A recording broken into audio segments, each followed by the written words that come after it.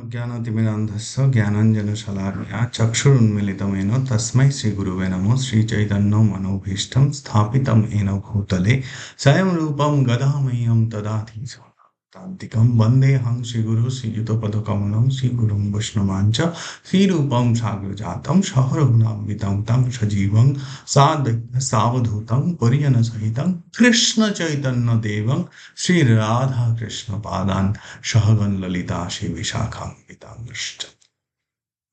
नमो विष्णुपादाय कृष्णपृष्ठतले श्रीमते भक्तिवेदान्त स्वामिनिति नामिने। नमस्ते सारस्वती देवे गौरवाणी प्रचारिणे निर्विशेष शून्यवादी पाश्चात्य देशतारिणे। वंशाकल्पतरुभ्यश्च कृपा सिन्धुभ्यैव च पतितानां पावनेभ्यो वैष्णवेभ्यो नमो नमः। नमो महावदान्याय कृष्ण प्रेम प्रदायने कृष्ण कृष्ण चैतन्य नामने गौरतिशय पंचात्मकं कृष्ण भक्त रूप स्वरूपकं भक्तावतार भक्त नमामि भक्त शक्तिकं। हे कृष्ण करुणा सिंधु दीनबंधु जगतपते गोपेश गोपिका कांतो राधा कांतो नमस्तुते। तप्त कांचन गौरांगी राधे वृंदावनेश्वरी वृषभानुसुते देवी प्रणमामि हरिप्रिय। नीलाचल निवासाय नित्याय परमात्मने बलभद्र सुभद्रा जगन्नाथाय ते नमः। वृंदाय तुलसी देव्यै पिया वै केशवसु च विष्णु भक्ति पते देवी सत्यवत्यै नमो नमो। जय श्री कृष्ण चैतन्य प्रभु नित्यानंद श्री अद्वैत गदाधर श्रीवासादि गौर भक्तवृंद। हरे कृष्ण कृष्ण कृष्ण हरे हरे, हरे राम राम राम हरे हरे। कृष्ण कृष्ण श्रीमते जयपताके स्वामिनिति नामिने। नमो आचार्यपादाय गौरकथा धाम नवरिभाव। हरे कृष्ण।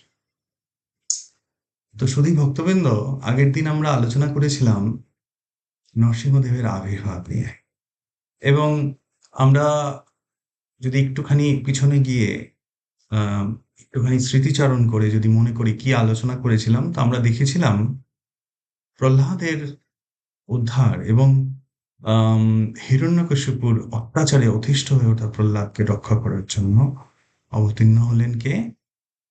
স্বয়ং ভগবান। এবং তিনি এক অদ্ভুত রূপ নিয়ে আসলেন। যেহেতু ব্রহ্মা বর প্রদান করেছিলেন হিরণ্যকশিপুকে, না দিনে না রাতে না মানুষ না জন্তু জানোয়ার বা কোনো প্রাণী তাকে হত্যা করতে পারবে না, সেই জন্য এক অদ্ভুত অদৃষ্ট অপূর্ব রূপ নিয়ে তিনি আবির্ভূত হয়েছিলেন। কোথা থেকে? পিলার, তাই না? পিলারকে আমরা বলি স্তম্ভ। স্তম্ভের আরেকটা মিনিং হয় অহংকার বা দর্প। সে হিরণ্যকশিপুর যে অহংকার ছিল, কেউ তাকে বধ করতে পারবে না, সেই অহংকারের কিন্তু পতন ঘটালেন ভগবান। তিনি একটি স্তম্ভের মধ্যে থেকে প্রকট হয় এবং অপূর্ব রূপ নিয়ে তিনি প্রকট হলেন। গর্জন্তম গার্জয়ন্তম দিদিবুধিষিতম শেপন্তম হরন্তম ভিক্ষন্তম স্তোপয়ন্তম শেপন্তম খনহরন্তম সংহরন্তম পূর্ণন্তম করণিকার দিব্য সিংহম নমামি। অপূর্ব তার রূপ নিয়ে তিনি রডকেশ্বরী, ররসিংহা, উগ্রসিংহা। এবং পরবর্তীকালে জয়দেব গোস্বামী খুব সুন্দর করে লিখেছেন, তব কর কমল বরে নখা অদ্ভুত শৃঙ্গা গলিতা হিরণ্যকশিপু তনুবিঙ্গা। অপূর্ব ভাবে লিখেছেন তিনি। আমরা মায়াপুরে গেলে বা নিকটবর্তী কোনো ইস্কন মন্দিরে গেলে আমরা দেখবো খুব সুন্দরভাবে নরসিংহারতি হয়। এই ছিল কারণ। এবং আমরা এটাও আলোচনা করেছিলাম তিনি কেন এসেছিলেন। কারণ স্বয়ং ভগবান তার প্রকট হওয়ার কারণটা কি, প্রকৃত কারণটা শ্রীমদ্ ভাগবতম দিয়ে আমরা ব্যাখ্যা করেছিলাম, তাই না? সেখানে খুব সুন্দর করে ভাগবতমে উল্লেখ আছে, সত্যম বিধাতুম নিজ ভেদভাষিতম ব্যাপ্তিম চ ভূতেশ অখিলে সৃজাত্মনহম অতিদেশতাৎ অতিরূপমুদ্ভয়ম স্তম্ভে সভায়ম না মৃগম না মানুষম। অদৃষ্ট তাত্তাৎ, দৃষ্টি মানে দেখা, অদৃষ্ট তাত্তাৎ কেউ দেখেনি। অপূর্ব সুন্দর রূপ নিয়ে ভগবান প্রকট হলেন নরসিংহদেব। কেউ দেখেনি এর আগে ভগবানের এই রূপ। এবং ভগবান যখন খুব বেশি উগ্র মূর্তিতে এসেছেন, অনেক বেশি বীর রসের আস্বাদন করতে চাইছেন, তাকে শান্ত বা প্রশমিত করার ক্ষমতা দেবদেবীদের মধ্যেও কারো ছিল না। সেখানে প্রেজেন্ট ছিলেন ব্রহ্মা, শিবজি, সবাই প্রেজেন্ট ছিলেন, কিন্তু কেউ সাহস পাচ্ছিলেন না। সেক্ষেত্রে আমরা দেখব ভক্ত প্রহ্লাদ সেখানে ভগবানের কাছে গেলেন এবং ভগবান তাকে দেখে তার মনের ক্রোধ প্রশমিত হলো। হুম। এবং সেক্ষেত্রে ভগবান প্রহ্লাদকে জিজ্ঞাসা করেছিলেন যে, তুমি প্রহ্লাদ, তোমার ভয় করছে না? তো সেক্ষেত্রে প্রহ্লাদ খুব সুন্দর করে উত্তর দিয়েছিলেন। হুম। নৈব দ্বিজে পরবৈতরণ্যস্য তদ্বীর্য গায়নমহমৃতমগ্ন চিত্তম। বলছে, ও ভগবান, তোমার বীরগাথায়, তোমার যে তোমার যে আবির্ভাব, তোমার যে বীরগাথা, তার সমুদ্রের ঢেউয়ের মতো আমার হৃদয়ে মধ্যে প্রবাহিত হচ্ছে। আমার মন, আমার সমস্ত কনসাসনেস, আমার সমস্ত চেতনা তার মধ্যে নিবদ্ধ হয়ে রয়েছে। আমি সেই মধ্যে ডুবে রয়েছি। কি করে আমার মনে ভয়ের উদ্রেক হবে? এই ঘটনা ঘটার পর প্রহ্লাদ যখন বসলেন নরসিংহদেবের কোলে, তখন আম কিন্তু নরসিংহদেবের মনে একটি ইচ্ছার উদ্রেক হলো। এবং আমরা গতদিনের আলোচনাটা এইখানেই শেষ করেছিলাম। আজকে আমরা সেখান থেকে শুরু করব, নরসিংহদেবের মনে কি ইচ্ছার উদ্রেক হলো। তো নরসিংহদেব হচ্ছেন আমাদের বাৎসল্য রসের অধিষ্ঠাত্রী দেব। তো যখন প্রহ্লাদ নরসিংহদেবের কোলে গিয়ে বসেছেন, তখন সেখানে নরসিংহদেবের মনে একটা ইচ্ছার উদ্রেক হয়েছে। কি সেই ইচ্ছা? নরসিংহদেব হচ্ছেন যে, যেমন বাচ্চারা তার বাবার কোলে খুব সুন্দর করে বসে থাকে, তো নরসিংহদেবের ইচ্ছা হলো সেই রস আস্বাদনের জন্য। কি করে নরসিংহদেব এই রস আস্বাদন করবেন, সেই ইচ্ছা থেকে পরবর্তী সময়ে নরসিংহদেব আবির্ভূত হলেন আমাদের ভীষণ প্রিয় এবং রামচন্দ্র রূপে। তিনি দশরথ মহারাজের পুত্র রূপে আবির্ভূত হয়েছেন পরবর্তী সময়ে। এবং আমরা জানি রামচন্দ্র সম্বন্ধে যথেষ্ট আ ওয়াকিবহাল আমরা। রামায়ণ এবং উত্তাদ মহাভারত ইত্যাদির সিরিয়াল বা কোনো না কোনোভাবে আপনারা সকলেই রামচন্দ্রের সম্বন্ধে অবহিত। তাই না? সমস্ত শ্রীমদ্ ভাগবতম ১৮,০০০ শ্লোক রয়েছে এবং রামায়ণে প্রায় ২৪,০০০ শ্লোক রয়েছে। তো এর মধ্যে দিয়ে রামচন্দ্রের সুন্দর লীলার বর্ণনা কিন্তু আমরা বাল্মীকি রামায়ণে পেয়ে থাকি। যেমন রামচন্দ্র আসার পর, এবং এই ২৪,০০০ শ্লোককে তো একটা ক্লাসের মধ্যে বা একটা আলোচনার মধ্যে আনা সম্ভব নয়। কিন্তু খুব সুন্দর একটি শ্লোক আছে যেটা আমি এখানে উল্লেখ করতে চাই। সেটা হচ্ছে,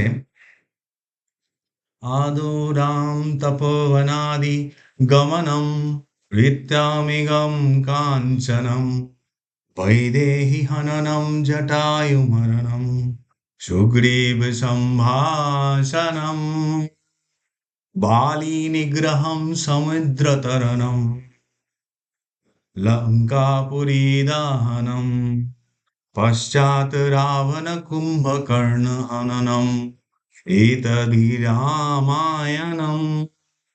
আমরা শুরুতে কি দেখছি? আদৌ রাম তপোবনাদিগমন, রামচন্দ্র তপবনে গেলে। তারপরে কি ঘটনা হলো? ঋত্যামিগম কাঞ্চনম, সীতাদেবীর একটি হরিণের প্রতি তিনি আকৃষ্ট হলেন। কিন্তু সেই হরিণের বেশে কিন্তু রাবণ ছিলেন। তাহলে কি হলো? বৈদেহী হননম, এবং জটায়ু সে প্রাণ ত্যাগ করলো তাকে রক্ষা করতে গিয়ে। তারপরে আমরা দেখব সুগ্রীব আসলেন, সুগ্রীব সম্ভাষণম। তারপরে কি হলো? বালি নিগ্রহম। তারপরে কি হলো? সমুদ্র তরণম, সমুদ্র পার করে সেতু বন্ধন করে সেখানে উপস্থিত হলেন। লঙ্কাপুরী দহন, হনুমান গিয়ে সমস্ত লঙ্কাপুরী জ্বালিয়ে দিয়েছিলেন। হ্যাঁ? পশ্চাৎ রাবণ কুম্ভকর্ণ হন, এবং অবশেষে এদেরকে বধ করেছেন রামচন্দ্র। এইতধি রামায়ণ। তো এই হলো এক শ্লোকী রামায়ণ। তো সমস্ত রামায়ণটাকে দেখুন কত সুন্দর। সমস্ত রামায়ণটাকে যদি একটি শ্লোকের মাধ্যমে আমরা আ বলতে চাই, তো সেক্ষেত্রে এই শ্লোকটা কিন্তু বেশ আ তাৎপর্যপূর্ণ। এছাড়াও রামচন্দ্র আম অনেক লীলা করেছেন। আমরা জানি রামচন্দ্র আ ১৪ বছরের বনবাস এবং তার মধ্যে লাস্ট ১ বছরে চিত্রকূটে থাকার সময় কিন্তু যাবতীয় ঘটনাগুলি ঘটতে আম শুরু করল। হুম?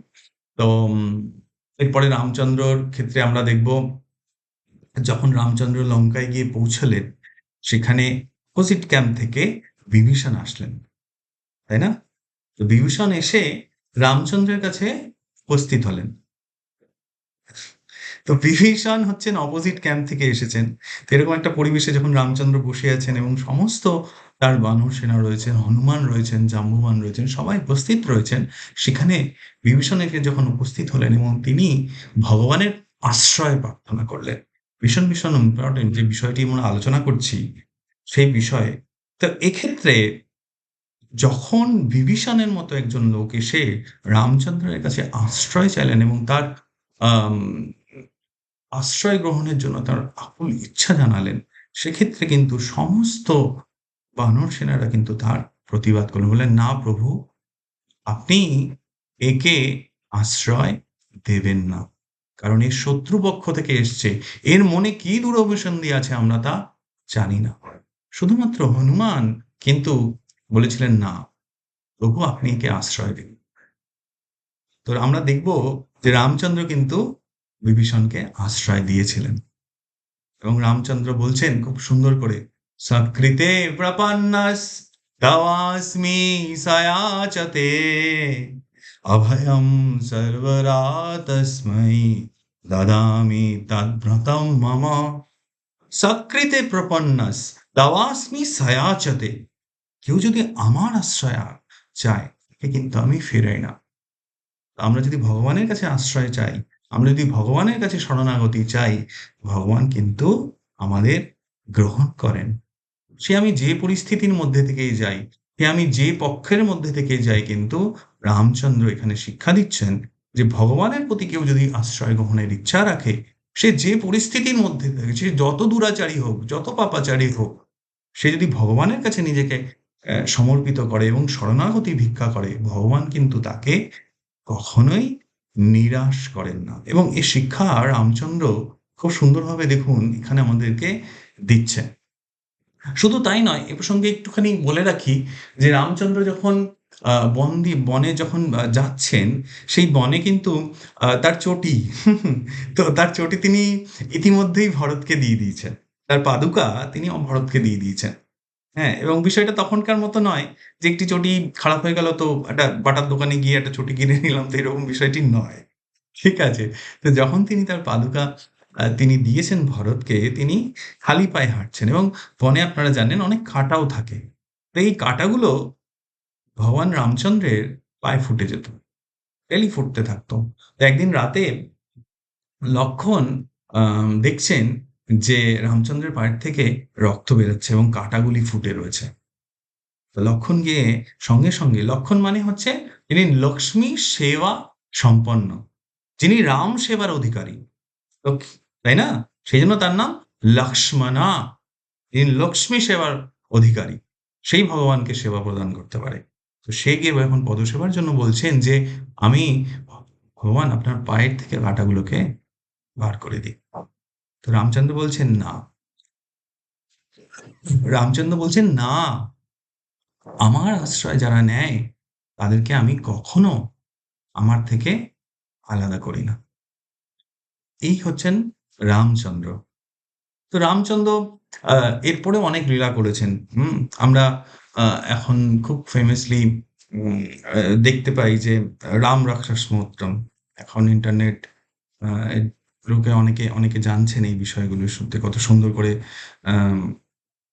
আম বলা হচ্ছে যেমন রাম রাক্ষস স্তোত্রমে বলছে, শ্রীরাম রাম রঘুনন্দন রাম রাম, শ্রীরাম রাম ভরতাগ্রজ রাম রাম, श्रीराम राम रणकर्कश राम राम, श्रीराम राम शरणं भव राम राम।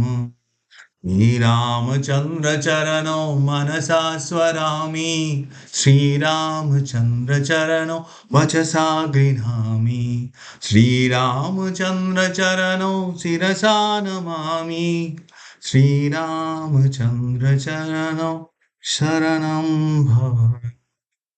এই রামচন্দ্র। তো রামচন্দ্রের তো প্রচুর লীলা। তো রামচন্দ্র নিয়ে কত আমরা বলবো, যত বলবো তত আমাদের হৃদয়ের মলিনতা দূর হয়। হুম? যত আমাদের রামচন্দ্রের প্রতি শরণাগতি আ আ জাগে। তো এই রামচন্দ্র আমরা আমরা দেখেছি কেওয়ার্ডকে একটি বিষয় বলে রাখি। যেমন কেওয়ার্ড ছিলেন যে রামচন্দ্র দেখুন ভক্তের প্রতি কিরকম ভালোবাসা। যে রামচন্দ্র চাইলে সমস্ত সমুদ্র শুকিয়ে যায়, তার জন্য কিন্তু রামচন্দ্র সমুদ্রের প্রবাহকে রোধ করেননি। তো আমরা জানি এই ঘটনাটা দেখেছি। সেক্ষেত্রেও রামচন্দ্র যখন যাচ্ছেন একটি নদীর সামনে কেওয়ার্ড একজন পারাপারকারী সে বসে আছে। তাকেও তার সেবাটি দিয়েছেন। রামচন্দ্রের পক্ষে একটি নদীকে পার করে যাওয়া কি কোনো কোনো আ যোগ্যতার পরিচয় দিতে হয়? তাও তিনি ভক্তের মনোরঞ্জনের জন্য, ভক্তকে সেবা অধিকার দেওয়ার জন্য হুম? তিনি কিন্তু কেওয়ার্ডের নৌকায় চড়েছেন এবং পরবর্তীকালে বিজয়ের পর, লঙ্কা বিজয়ের পর যখন তিনি ফিরছেন, এখানে তিনি পুষ্পক বিমান থেকে নামলেন। নেমে এবং কেওয়ার্ড যেহেতু চেয়েছিল যে, "ভগবান আপনি যখন ফিরবেন" হুম? ভক্তও দেখুন, ভক্ত ভগবানের কাছে সেবার অধিকার ছাড়া আর কোনো আশ্রয় করেনি। কেবট বললেন যে, "না, আমার একটি ইচ্ছা ভগবান আপনি যখন ফিরবেন, আপনি যেন এই পথেই ফেরেন এবং আমাকে সেবা করার অধিকার দেন।"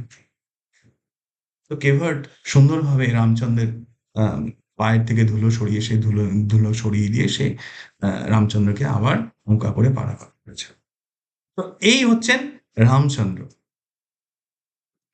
কিন্তু আ রামচন্দ্রেও তার সমস্ত লীলার মধ্যেও কোথাও গিয়ে ২ টি তার ইচ্ছার আ স্ফূর্তি চেয়েছেন। কি সেই ইচ্ছা? তো সেটা বিষয়ে আমরা একটু আলোচনা করব। দেখুন রামচন্দ্রর সাথে যারই দেখা হচ্ছে সেটা বিভীষণই হোক, সেটা যেই হোক, তারা সবাই রামচন্দ্র যখন আলিঙ্গনের জন্য হাত বাড়িয়ে দিচ্ছেন তারা কিন্তু সবাই তাকে পায়ে আশ্রয় নিচ্ছে। তো রামচন্দ্র দেখছেন যে বন্ধু পাওয়া যাচ্ছে না। তাই না? রামচন্দ্র দেখছেন যে আমি বন্ধু পাচ্ছি না। যেমন যেমন সেই সময় দেখতেন যে বানরগুলো নিজেদের মধ্যে কিরকম দুষ্টুমি করত, বন্ধুর মতো খেলত। তো এইটা দেখে রামচন্দ্রের খুব ইচ্ছা হতো, আহারে! আমারও যদি এরকম বন্ধু হতো। কিন্তু যেহেতু রামচন্দ্র সেইজন্য কেউ আ সবাই আসলেও আলিঙ্গনের জন্য রামচন্দ্র সবাই তার চরণে আশ্রয় নিচ্ছিলেন। তো রামচন্দ্রের মনের একটা ইচ্ছা হলো যে আমার যদি খুব সুন্দর এরকম বন্ধু থাকতো। হুম? আজকে আপনারা একটি ঘটনা দিয়ে মানে একটি উদাহরণ দিয়ে আমরা বিষয়টিকে বোঝার চেষ্টা করি। ধরুন খুব অর্থবান একজন মানুষ। তার বহুত প্রতিপত্তি সমাজে। সবাই তাকে শ্রদ্ধা করেন। সে কিন্তু তাকে দেখে সবাই চলে আসে, আচ্ছা কত বড় লোক, কত বড় মানুষ। তাই না? শ্রদ্ধা চলে আসে। কিন্তু সেক্ষেত্রে বন্ধুত্ব ভাবটা আসে না। যেমন একটা জায়গায় খুব সুন্দর করে বলা হচ্ছে যেমন "হে দরিদ্রম নমস্তুভ্যম সিদ্ধাহম তৎপ্রসাদ পশ্যামহম জগৎসর্বম নমামি পশ্যত কৃষ্ণ।" দরিদ্র যে সে সবাইকে দেখতে পায় সমাজে। কিন্তু সেই দরিদ্রকে কেউ আমরা দেখতে পাই না। সে কিন্তু সবাইকে দেখতে পাচ্ছে সমাজে। হে দরিদ্র নমস্তুভ্যম। সেইজন্য সুভাষিত বলছে, "হে দরিদ্র নমস্তুভ্যম সিদ্ধাহম তৎপ্রসাদম পশ্যামহম জগৎসর্ব নমামি পশ্যত কৃষ্ণ।" ঠিক সেরকম রামচন্দ্র যেহেতু একজন বড় মানুষ, তার ক্ষেত্রে তার বন্ধু পাওয়া একটু ডিফিকাল্ট ছিল। তাই রামচন্দ্রের মনে কি ইচ্ছার উদ্রেক হলো? যে আমিও যেমন এই বানরগুলো নিজেদের মধ্যে যেমন বন্ধুত্বপূর্ণ ভাবে বিচরণ করে, সেরকম বন্ধু যদি একটু দুষ্টু, একটু খুনসুটি করবে, সেরকম বন্ধু যেন পাই। ১ নম্বর ইচ্ছা। 2nd কি ইচ্ছা রামচন্দ্রের মনে ছিল? যখন দণ্ডকারণ্য দিয়ে তিনি যাচ্ছেন, হুম? ওখানে প্রায় ১৫,০০০ সাধু সেখানে বসে তপস্যা করছেন। তারা কিরম সাধু? তারা সেরকম সাধু যাদেরকে রম্ভা, উর্বশী, মেনকা এরাও তাদেরকে তাদের পজিশন থেকে সরাতে পারেননি বা আকৃষ্ট করতে পারেননি। কিন্তু সেই সাধুরা যখন রামচন্দ্রকে দেখলেন তারা মোহিত হয়ে গেলেন। একটি শ্লোক আছে, রমন্তে যোগিনান্তে সদাত্মনে চিদাত্মতি ইতি রামোপদেনাসে পরব্রহ্ম বিধীয়তে। রামতাপনী উপনিষদ, রাম রহস্য উপনিষদ এবং অবশ্যই চৈতন্য চৈতামৃত কোটেশন। রমন্তে যোগিনানন্তে সদাত্মনে চিদাত্মনি ইতি রাম পদেনাসে পরব্রহ্ম বিধীয়তে। তাদের হৃদয় বিগলিত হয়ে উঠল। যারা রম্ভা উর্বশী মেনকাকে দেখে আকৃষ্ট হননি, তারা রামচন্দ্রকে দেখে তার অপূর্ব রূপ দর্শন করে তারা বিচলিত হয়ে পড়লেন এবং তারা রামচন্দ্রকে নিজের স্বামী রূপে পাওয়ার অভিলাষ ব্যক্ত করলেন। কিন্তু রামচন্দ্র একপ্রত্নীব্রতা, তিনি মর্যাদা পুরুষোত্তম, তিনি সীতাদেবী রয়েছেন, তো তাদের এই ইচ্ছা তিনি পূর্ণ করলেন না। কিন্তু রামচন্দ্র বললেন যে তোমাদের এই যে ইচ্ছা, সেই ইচ্ছার স্ফূর্তি এবং তাই সেই ইচ্ছার পূরণ ঘটবে পরবর্তীকালে আমি যখন কি রূপে, শ্রীকৃষ্ণ রূপে আসব, তখন কিন্তু তোমাদের এই ইচ্ছা স্ফূর্তি ঘটবে।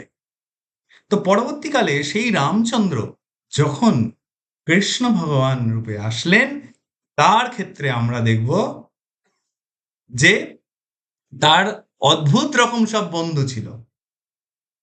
কিরকম অদ্ভুত রকম বন্ধু? চৈতন্য চরিতামৃত বলছেন, সেখানে বন্ধুরা কি বলছে, তুমি কোন পরলোক, তুমি আমি সম। এবং আমরা দেখছি বৃন্দাবনে কৃষ্ণের কাছে সব তার বন্ধুরা সখারে গিয়ে বলছে, শোনো তুমি কোনো বড় লোক টোক না। তো কৃষ্ণ বলছে, আচ্ছা আমি কোনো বড় ব্যক্তি নয়, তোমরা এটা কি করে এটা প্রমাণ দাও, স্ট্যাটিস্টিক্স, কিছু স্ট্যাটিস্টিক্স তো থাকবে, কি প্রমাণ আছে? বলে একদম স্ট্যাটিস্টিক্যাল প্রমাণ আছে। আচ্ছা কি সে প্রমাণ? আমি কোনো বড় ব্যক্তি নই। বলছে দেখো, আমরা কাউন্ট করে দেখেছি, তোমার বাবার 9 লক্ষ গরু আছে, আর আমাদের সবার মিলে 11 লক্ষ হচ্ছে, 2 লক্ষ বেশি। সেই জন্য সংযত কারণেই তোমার থেকে আমরা অনেক বড়। তো এরকম লোকে আমরা চৈতন্য চৈতন্যতেও পাচ্ছি, যেখানে বলছেন তুমি কোন বড় লোক, তুমি আমি সম। তো কৃষ্ণ বলছে, আচ্ছা এই ব্যাপার, কিন্তু আমি এই যে কম বয়সে এই যে অগা বকা সকা এদেরকে যে মারলাম, এটা তোমরা করতে পেরেছো? অগা মানে অগাসুর, বকা মানে বকাসুর, শোকা মানে শকটাসুর। এগুলো আমরা জানি, আমি যাচ্ছি না ওসবের মধ্যে। তো এইগুলো ভগবান করেছেন। তখন ওরা বলছে, কি যে বলো না তুমি,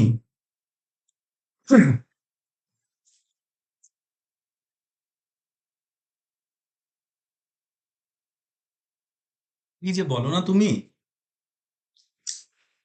এই যে তোমার বাবা বিষ্ণুর উপাসক, বিষ্ণু তোমার মধ্যে আসে, তোমার মধ্যে ঢোকে, যেহেতু তোমার বাবা খুব ভালো উপাসক, ভালো ভক্ত, সেই জন্য বিষ্ণু তোমার মধ্যে ঢুকে যখন এই অগাসুর শকাটাসুর গুলো আসে, ওদের সাথে ঢিসুম ঢিসুম ঢিসুম ঢিসুম করে ওদেরকে হারিয়ে দেয়। সিম্পল। তুমি বোঝো না এগুলো, তুমি একদম ছেলে মানুষ গো, তুমি কিছুই বোঝো না।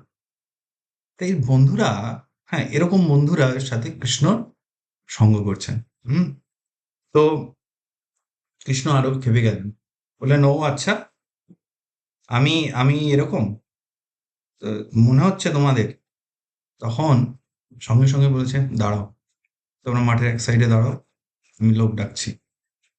কাকে ডেকেছেন? ব্রহ্মাকে ডেকেছেন। বলছে, ব্রহ্মা আসো, আমার স্তুতি করো।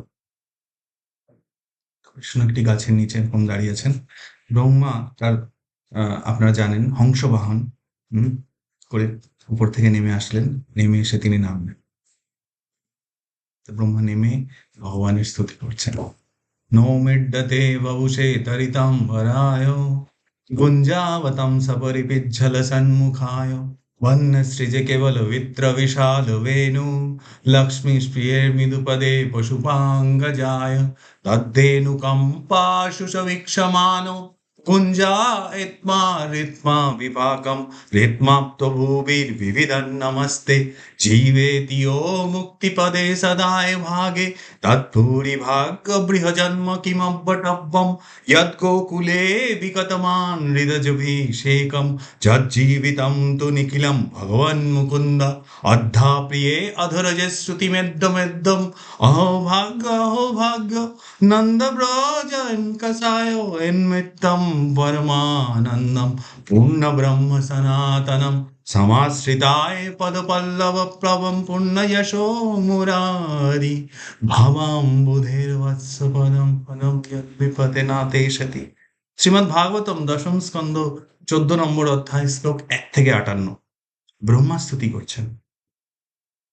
আর কৃষ্ণ একটি গাছের পাশে দাঁড়িয়ে এরম করে নাড়ছেন তার আর দেখছেন ওইদিকে বন্ধুরা কি করছে। তো ওইদিকে বন্ধুরা দেখছে, নিজেদের মধ্যে আলোচনা করছে, বলে এই দেখ দেখ একটা লোক এসে স্তুতি করছে। বলে হ্যাঁ, বলছে হ্যাঁ দেখ 4টে মাথা। হ্যাঁ রে 4টে মাথা, কিন্তু দেখ কোনো বুদ্ধি নেই তা সত্ত্বেও। 4টে মাথা থাকা সত্ত্বেও কোনো বুদ্ধি নেই। এ এ স্তুতি করছে, হ্যাঁ কিরকম বোকা। এবার কৃষ্ণ এসছেন এগিয়ে গিয়ে, এগিয়ে গিয়ে এসে বলছে কি দেখলে? তো বন্ধুরা এরকম তাকিয়ে বলছে, দেখলাম যে মায়া শক্তি না, আজকের দিনে মায়া শক্তি প্রচন্ড প্রবল। আমরা যা সব জিনিস দেখছি এগুলো সব দৃষ্টিভ্রম। হুম, বুঝলে? কৃষ্ণ গেছে আরো ক্ষেপে। হ্যাঁ, এবার ইন্দ্র চন্দ্র অগ্নি বায়ু সবাইকে ডেকেছে, সবাই স্তুতি করছে, কিন্তু বন্ধুদের কোনো ইম্প্যাক্ট হয়নি। কেউ বন্ধুরা কেউ মানতে রাজি নয় যে কৃষ্ণ ভগবান। শ্রী সনাতন গোস্বামী বৃহৎ ভাগবতম মিত্রতে খুব সুন্দর করে এর একটা ব্যাখ্যা দিয়েছেন। তিনি বলছেন যে একটি কুয়োর জল, তাতে আমরা 5 বস্তা লবণ ঢেলে দিলাম, জলটা লবণাক্ত হয়ে গেল। কিন্তু সমুদ্রের জল, সেখানে যদি আমরা 5 বস্তা লবণ ঢালি, জল তো এমনিই লবণাক্ত, সেখানে লবণাক্ত থাকবে। তো কৃষ্ণের এই বন্ধুরা, তাদের মনে ভক্তি এতটাই পরিপূর্ণ যে সেখানে আরো করে ভক্তি অ্যাড করলে তার মধ্যে সেই ভক্তি সমুদ্রের মধ্যে নতুন করে সে ভক্তিকে বোঝানো যাবে না। ভগবানের প্রতি ভালোবাসা, তার ভক্তের প্রতি ভালোবাসা এবং তার ভক্তের ভগবানের প্রতি অখণ্ড ভালোবাসায় তারা কৃষ্ণকে বন্ধু রূপে, সখা রূপে, যেটা রামচন্দ্রের ইচ্ছা ছিল, সেইটা কিন্তু মান্যতা দিয়েছেন। এবং সেখানে কিন্তু ভক্তি দিয়েও সেখানে আলাদা করে ভগবানের ভগবত্তা প্রমাণ করতে কিন্তু ভগবানের নিজেরই কষ্ট হচ্ছে। তাদের কাছে এটি বেশি গুরুত্বপূর্ণ যে কৃষ্ণ তাদের বন্ধু। এটি ভীষণ সামান্য বিষয়, তাদের বন্ধু ভগবান। তারা যখন ইন্ট্রোডাকশন দিচ্ছেন, তারা বলছেন আমার বন্ধু কৃষ্ণ, ও সে আবার নাকি ভগবান।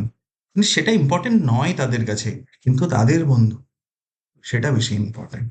তো এরকম সুন্দর লীলা কিন্তু আমরা দেখতে পাচ্ছি। তিনি যখন ভক্ত রূপে আসছেন। এবং আমি যদি গীতা দিয়ে বিষয়টিকে ব্যাখ্যা করার চেষ্টা করি, যেমন আমরা দেখব ভগবান বিশ্বরূপ দেখালেন, তারপরে কৃষ্ণের মনের কি ভাব? কৃষ্ণ বলছেন সখে বিমত্তা প্রসদং যদুক্তা হে কৃষ্ণ হে যাদব হে সখেতি ন জানতা মহিমা তবেদম জয়া প্রণয়ন বাপি যচ্ছাবহ সাত্তক সকৃতোপি বিহারশয়্যাসন ভোজনেষু एको ভাপ্য চ দদাৎ সমক্ষম তাং সময় প্রময়ম। বিহার শయ్যা সন ভোজনেষু, তোমার সাথে ঘুরেছি, তোমার সাথে খেয়েছি। না জানতা মহিমা তবেদম।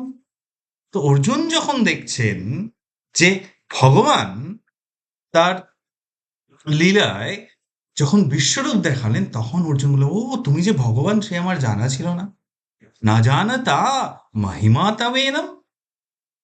সঙ্গে সঙ্গে তিনি তার চরণে আশ্রয়। কিন্তু বৃন্দাবনের ক্ষেত্রে কিন্তু সেই সখারা কিন্তু ভগবানকে ভগবত্তার থেকে বেশি আমার বন্ধু, আমার সখা। তো এই রুচিতে, এই মনোভাবে কিন্তু তারা তারা কৃষ্ণকে দেখেছেন। তো রামচন্দ্রের মনে যে ইচ্ছা ছিল তার এক। সেকেন্ড যে ইচ্ছা ছিল যে সমস্ত আম সাধুরা, দণ্ডকারণ্যের সাধুরা, তারা ভগবানকে নিজের স্বামীরূপে পেতে চেয়েছিলেন। তারা কিভাবে আসলেন? তারা আসলেন কৃষ্ণলীলায় বৃন্দাবনের সমস্ত গোপীরা। অনেক ক্ষেত্রে জাগতিকভাবে আপনারা শুনে থাকবেন বলতে, আচ্ছা কৃষ্ণ কেন এদের সাথে নাচ করছে? কেন এদের সাথে লীলা করছে? তো তারা যেহেতু তত্ত্ব সিদ্ধান্তটা জানে না, শাস্ত্রের ব্যাখ্যাটা জানে না, তাদের ক্ষেত্রে কিন্তু এই ধরনের জাগতিক হুম, ভাবে মন্তব্য করতে তারা প্রেরিত হয়ে যায়। তো সেই দ্বন্দ্বকরণের সাধুরা হলেন বৃন্দাবনের সমস্ত গোপিকারা, যা ভগবানের ইচ্ছা। তো রামচন্দ্রের যে দুটি ইচ্ছা, সেই দুটো ইচ্ছার কিন্তু এখানে আমরা প্রকট প্রকট হতে দেখি। এবং আমরা জানি কৃষ্ণ বৃন্দাবনে মানে অনেক লীলা সুন্দর সুন্দর তার বাল্যকালের লীলা রয়েছে। এক জায়গায় এক জায়গায় দেখা হচ্ছে যে কুস্তি লড়াই হচ্ছে। হুম, অপোজিট ক্যাম্প থেকে শ্রীরাম এসছে, আর এদিক থেকে কৃষ্ণ এসছে। তো ২ মিনিটের মধ্যেই ভগবান চিৎপাত, শ্রীরাম হারিয়ে দিয়েছে। কুস্তির আপনারা জানেন নিয়ম, জানেন, যাকে চিৎ করে দেওয়া হয় সে হেরে যায়। তো শ্রীরাম জিতেছে, বন্ধুরা হাততালি দিচ্ছে, সবাই মিলে হাততালি দিচ্ছে। কৃষ্ণ উঠেছে, কৃষ্ণ উঠে হাততালি দিচ্ছে। বন্ধুরা বলছে, কেন তুমি হাততালি দিচ্ছ কেন? বলছে, না আমি জিতেছি তো। বলে, তুমি কি করে জিতলে? এই নিয়মটা কখন বার হলো? বলছে, না দেখো, যার মুখটা উপরে সূর্যের দিকে থাকবে, চিত হয়ে পড়েছে তো, সে জিতবে। আমি বলি, আচ্ছা। বন্ধু বলে, আচ্ছা, এই নিয়মটা কখন আবিষ্কার হলো? এই মুহূর্তে নিশ্চয়ই তুমি আবিষ্কার করলে না এই নিয়মটা? তো খেলার নিয়ম হচ্ছে যে হারবে সে ঘোড়া হবে, তার পিঠে সবাইকে বসে একবার করে ওই মাঠে, হুম হুম আপনারা বৃন্দাবন গেলে দেখবেন রমণ রীতি আছে, খুব সুন্দর জায়গা। ভগবান তার বাল্যকালের লীলা আছে, এবং সেখানে এখনো হরিণ ইত্যাদি অত্যন্ত সুন্দর সুন্দর পশু পাখিদের সংরক্ষণ করে রাখা হয়েছে। তো সেখানে ভগবান এরকম খেলতেন। হুম তো যেহেতু হেরেছো, এবার তোমাকে ঘোড়া হতে হবে, বন্ধুরা বললেন। কারণ এটাই খেলার নিয়ম ছিল। তখন কৃষ্ণ বলছেন, মানে কৃষ্ণকে আমরা কিরকম দেখেছি যে তিনি এতটাই দুষ্টু, বাচ্চাদের সাথে এত এই লীলা করতে এবং বাল্যলীলা করতে এতই ভালোবাসেন। বলছেন, না আমি ঘোড়া হব না। কেন তুমি ঘোড়া হবে না? আমার বাবা নন্দ মহারাজ, হুম আমি যদি ঘোড়া হই এটা আমার ডিগনিটি, সম্মানে লাগবে। আমি পারবো না এসব ঘোড়া টোড়া হতে। তুমি যদি খেলার নিয়ম না মানো, তোমাকে খেলা থেকে আমরা বহিষ্কার করে দেবো। বহিষ্কার করে দিয়েছে, গাছতলায় দাঁড়িয়ে আছে। গাছতলায় গিয়ে দাঁড়িয়ে কাঁদছে। আমি ক্ষীরসাগরে শুয়েছিলাম তোমাদের সাথে, তোমাদের সাথে খেলার জন্য এসেছি, তোমরা আমাকে বাদ দিয়ে দিয়েছো। বন্ধুরা বলছে, দেখ না কি বাজে বকছে। বলে, হ্যাঁ ওরকমই করে, একদম তাকাস না, ড্রামা, ড্রামাবাজ। হুম, এক নম্বরের ড্রামাবাজ, একটা কথাও শুনবি না, চোখের জল সব ফেক। হুম কালিয়া লীলায়, কালিয়ার লীলায় আমরা দেখছি ভগবান কালিয়ার উপর এরকম ভাবে পড়ে রয়েছেন অচেতন্য অবস্থায়। আস্তে আস্তে লোক জড়ো হচ্ছে, আস্তে আস্তে সবাই এসছে, কিন্তু ভগবান কখন উঠলেন? ও যখন কীর্তিদা দেবী, বিশ্বভানু মহারাজ এবং আমাদের হুম রাধারানী উপস্থিত, তখন সঙ্গে সঙ্গে তিনি উঠে শুরু হলো তার নৃত্য। গোবর্ধন লীলার ক্ষেত্রেও দেখছি হুম ভগবান চেষ্টা করছেন একটি কাঠি দিয়ে, আঙুলে দিয়ে, আর বন্ধুরাও সবাই এরকম কাঠি দিয়ে ঠেলছে ওরে কি করে হাড়টিকা তোলা যায়। হ্যাঁ, কিন্তু যেই মুহূর্তে কীর্তিদা দেবী, শ্রীরাম, অনন্য মঞ্জরি হুম এবং আমাদের রাধারানী উপস্থিত, সঙ্গে সঙ্গে বলম বলবৎ চাহম কামরাগা বিবর্জিতম ধর্মবিরুদ্ধ ভূতেষু কামতস্মি ভরত সর্ব। সঙ্গে সঙ্গে আমাদের হিরো দাঁড়িয়ে পড়বেন। তো বন্ধুরা বলছে, একদম কথায় কান দিবি না, একদম কথায় কান দিবি না। ওরা দেখিয়ে, কৃষ্ণকে দেখিয়ে আরো লাফিয়ে লাফিয়ে খেলছে, আরো মজা করে খেলছে। কৃষ্ণ আরো কান্না তীব্র স্বরে বেড়ে উঠেছে। তারপরে ডেকেছে, এই শোনো, তুমি ঘোড়া হবে। তখন কৃষ্ণ বলছেন, না, ঠিক আছে, হবো, যাবো, হবো। বলে, দেখো, যদি ঘোড়া না হও, পরের খেলাটা যেটা খেলছি সেটাতে যে হারবে তাকে কিন্তু গাধা হতে হবে। তো এইভাবে ভগবান তার হম ভাগবতম বলছে মদ ভয়াত বাতি বাত। ভাগবতম বলছে মদ ভয়াত বাতি বাত দহত অগ্নি বর্ষতে ইন্দ্র মৃত্যু চরতি মদ ভয়াত। মদ ভয়াত বাতি, এই যে হাওয়ার ভয়, সেটা কৃষ্ণের ভয়। মদ ভয়াত দহত অগ্নি, 3:25-42 শ্রীমদ্ ভাগবতম।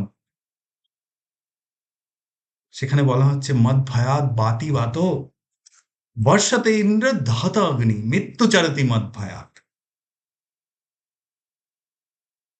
তো মৃত্যু, যে মৃত্যুকে আমরা সবাই ভয় পাই, সেই মৃত্যু কাকে ভয় পায়? কৃষ্ণকে। কিন্তু সেই কৃষ্ণ কাকে ভয় পায়? যখন যশোদা লাঠি নিয়ে তাড়া করে। হ্যাঁ, তো ভগবানের লীলা অপূর্ব, অপূর্ব তার লীলা। হুম ভাগবতম বলছে একদম সতাম ব্রহ্ম সুখানুভূত, একদম সতাম কি ব্রহ্ম সুখানুভূত মায়াশ্রিত নাম নরদারকে নাম সাকম বীজকৃত পুঞ্জ পুঞ্জা। একদম সতাম কি ব্রহ্ম সুখানুভূত। কিন্তু মায়াবাদীরা কি দেখছে? মায়াশ্রিত নাম নরধারকে না, তারা নররূপে দেখছেন। ভগবান হুম মানুষ রূপে এসছেন তার ভক্তদের সাথে ভক্তির ভাব আদান প্রদান করেছে, কারণ ভগবান ভক্ত বৎসল। তো সেই কৃষ্ণ মনে, আমরা দেখেছি প্রথমে যে নরসিংহদেব রূপে যখন এসছেন তিনি, তার মনে একটি ইচ্ছা। কি সেই ইচ্ছা? যে আমি শিশু রূপে আসব এবং পিতৃস্নেহকে অনুভব করব। সেখানে আমরা দেখলাম রামচন্দ্র রূপে তিনি আসলেন। রামচন্দ্রের মনে কি হলো? দুটি ইচ্ছা, বন্ধু এবং সমস্ত সেই দণ্ডকরণ্যের সাধুদের তিনি আশীর্বাদ করেছিলেন যে পরবর্তী আহ, আহ, অবতারে আমি কিন্তু তোমাদেরকে সে সুযোগ দেব। সেই দুটি ইচ্ছার পূরণ হলো। এবার কৃষ্ণের মনে, ভগবান পরমেশ্বর ভগবান কৃষ্ণের মনে যে ইচ্ছার উদ্রেক হলো সেটি হলো তিনটে ইচ্ছা। এই তিনটে ইচ্ছা কি, সেটা কিন্তু আমরা পরের দিনের আলোচনায় অবশ্যই আলোচনা করব। ঠিক আছে? এবং আমরা প্রথম পর্বে আলোচনা করেছিলাম নরসিংহদেব নিয়ে, আজকে আমরা রামচন্দ্র এবং শ্রীকৃষ্ণ নিয়ে আলোচনা করলাম। এবং আমরা দেখব কৃষ্ণের মনে কি তিনটে ইচ্ছার উদ্রেক হলো, এবং সেইটা নিয়ে আমরা পরবর্তী পর্যায়ে, যেটা কিনা এই যে আলোচনাটা করছি সেটা শেষ পর্যায়ে, অবশ্যই আপনারা আমার সাথে থাকবেন। আমরা আলোচনা করব কৃষ্ণের মনে কি তিনটি ইচ্ছার উদ্রেক হলো, এবং আমি কোন শাস্ত্র থেকে এই জিনিসটি বলছি সেটাও কিন্তু আমরা আলোচনা করব। সেই শাস্ত্রের উল্লেখ কোথায় বলা আছে, কোথায় বর্ণনা আছে, যে লীলাটি আমরা আলোচনা করছি, এই নরসিংহদেব থেকে রামচন্দ্র থেকে কৃষ্ণ এবং তারপরে কে, সেটা নিয়ে আলোচনা করে আমরা পরবর্তী আলোচনায় এই আলোচনাটা শেষ করব। অবশ্যই আমার সাথে থাকবেন। ভালো লাগলে আমাকে অবশ্যই জানাবেন। আম, যে ভুল ত্রুটিগুলি আমার বলার ক্ষেত্রে হয়েছে তা আমাকে আমাকে মার্জনা করবেন। তার জন্য আশা করি আপনারা আমার সাথে থাকবেন, আমাকে আশীর্বাদ করবেন। আশা করি ভালো লাগছে, বা আমি চেষ্টা করছি যে যে আলোচনাটা আজকের যুব সমাজ এবং আজকের সকলের জন্য জানার বিশেষভাবে প্রয়োজন, তত্ত্বগতভাবে, যা কিনা আমাদের রুচি সৃষ্টি করবে। এবং এই আলোচনার সাথে আমরা নেক্সট দিন যখন আলোচনা করব, আমরা আমাদের এই যোগসূত্রটা, বিশেষ করে বাঙালি হিসেবে যে যোগসূত্রটা, সেই যোগসূত্রটাকে স্থাপন করতে পারবো। তো ভালো থাকবেন সবাই। বাঞ্ছা কল্পতরুভ্যশ্চ কৃপা সিন্ধুভ্যেব চ পতিতানাং পাবনেভ্যো বৈষ্ণবেভ্যো নমো নমঃ। শ্রীল প্রভুপাদ কি জয়। হরে কৃষ্ণ।